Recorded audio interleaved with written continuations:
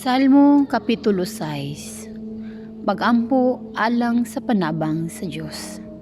Ginoo, ayaw akog siluti diha sa imong kasukom. Kaluy ako og ayuha, kay labihan na ako kaluya. Nahasol na ako pag-ayo, Ginoo, kanusa pa ba nimo ako ayuhon?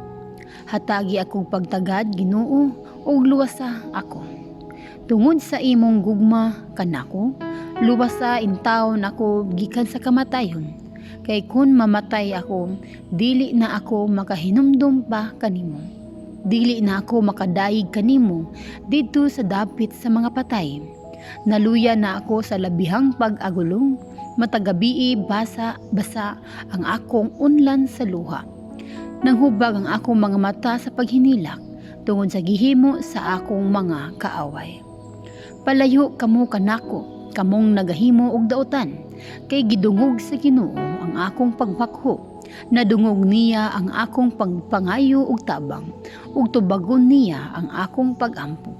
Maulawan og mahadlok gayud ang tanan kung ang mga kaaway, ug dali-dali silang magpahilayo tungod sa kaulaw.